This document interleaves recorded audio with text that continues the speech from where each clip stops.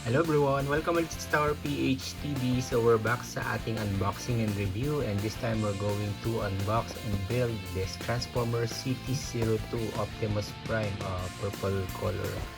So yun guys, before we dwell into this, let's check out our intro.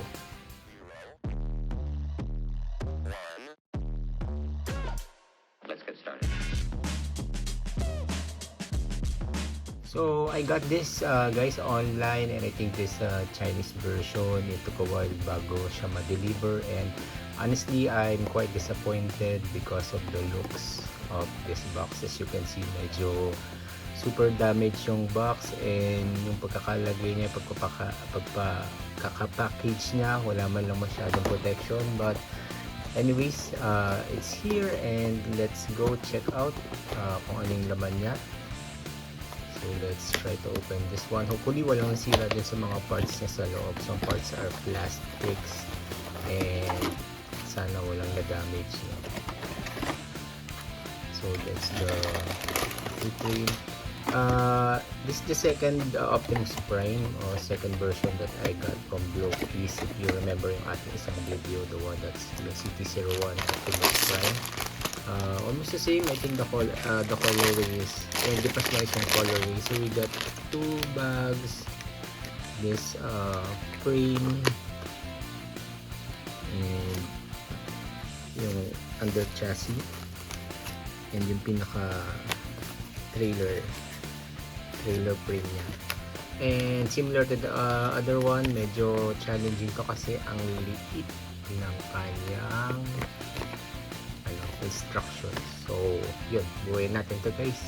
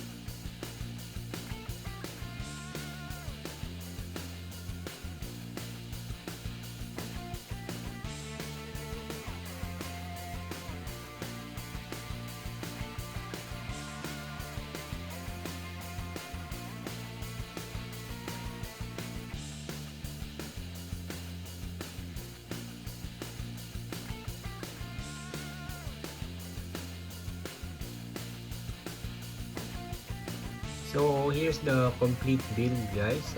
Medyo may ilang parts lang na medyo nahirapan tayo, no? Especially dun sa kanyang weapon dun sa loob. Ang hirap ikabit.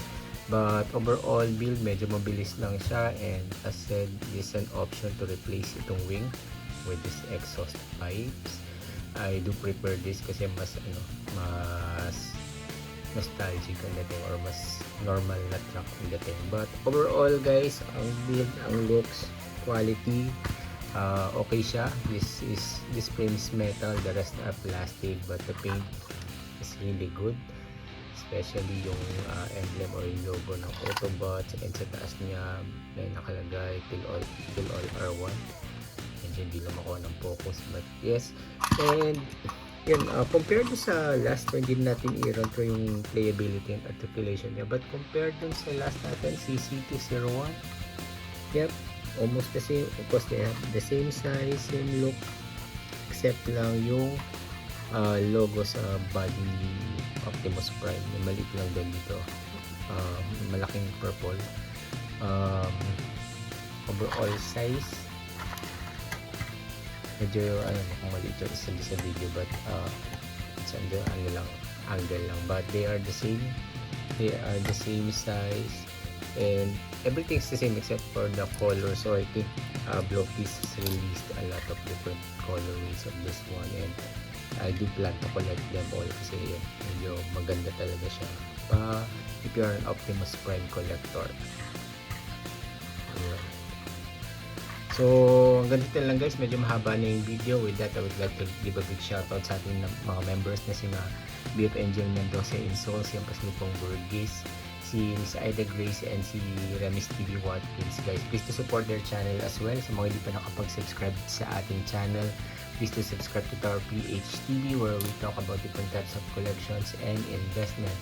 Big shout sa ating mga kaibigan mukbangers, ASM artists, content creators, vloggers, gamers, action figure collectors, and trading card collectors, and of course mga collectors din ng Optimus Prime. Shoutout sa inyo. Shoutout din kay Mami Bell Sato, Daddy O.H. Olbe, kay Anwar Lagne, and kay Miss Margie TV, and kay Mami Mansell, and of course dad ko Anremo, big shoutout sa support sa ating channel. Maraming salamat. Again guys, hanggang dito lang. Kita-kita ulit tayo sa ating mga susunod na videos. This is Albert Remo from Tower PH TV.